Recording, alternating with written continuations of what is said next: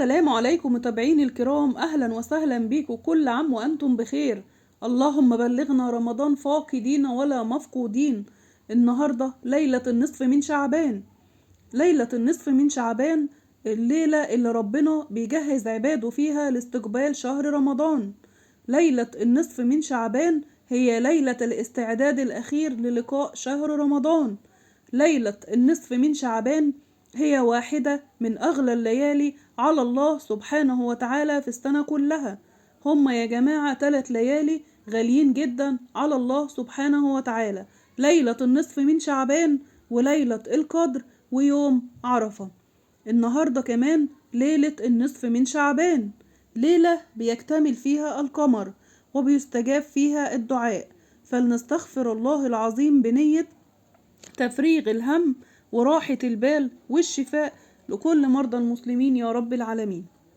يقول الإمام الشافعي: ليلة النصف من شعبان أكثروا فيها من الدعاء فإنها ليلة إجابة.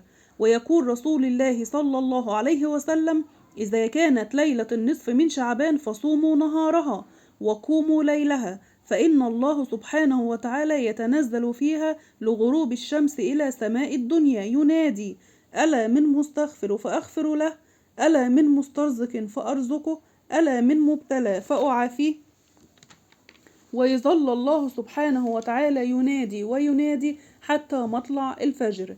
مين فينا يا جماعة مش عايز حاجة من ال3 دول؟ كلنا محتاجين ان ربنا يعافينا من الابتلاءات والمصائب. كلنا محتاجين ان ربنا يرزقنا ويوسع في رزقنا عشاننا وعشان خاطر عيالنا.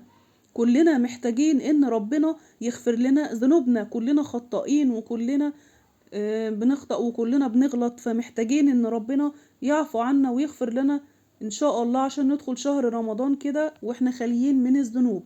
قوموا يا جماعة صلوا بالليل ان شاء الله وادعوا في واحدة من اغلى الليالي على الله سبحانه وتعالى، فهي ليلة إجابة للدعاء.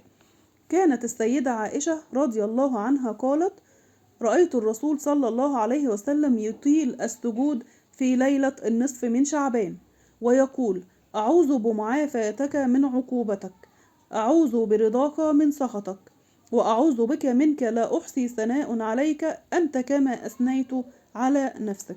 ومن الأدعية المفضلة كمان في ليلة النصف من شعبان إن احنا كل شوية نقول ونردد: اللهم إنك عفو تحب العفو فاعف عنا.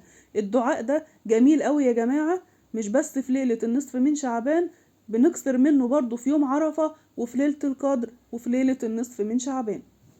كل شوية نردد: اللهم إنك عفو كريم تحب العفو فاعف عنا.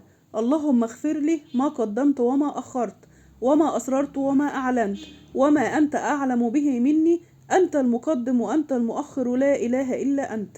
وعن معاذ بن جبل رضي الله عنه عن النبي صلى الله عليه وسلم قال: يطلع الله إلى جميع خلقه ليلة النصف من شعبان فيغفر لجميع خلقه إلا المشرك وإلا المتشاحن. يعني لو في 2 متخاصمين مع بعض، ربنا أبدا يا جماعة ما بيغفر لهمش، وبيغفر للمسلمين كلهم إلا المشرك اللي هو ما بيؤمنش بالله سبحانه وتعالى. ويا رب ربنا يجعلها ليلة مغفرة لينا كلنا من كل ذنب، ويبلغنا رمضان سالمين متعافين غانمين. وأسأل الله العظيم رب العرش العظيم لي ولكم العفو والغفران والقبول. وكل عام وأنتم بخير، وإن شاء الله رمضان يجي علينا كده بإذن الله نكون خاليين من الذنوب، نكون قريبين من ربنا، ما نكونش يا جماعة ظالمين حد. أي حد مزعل حد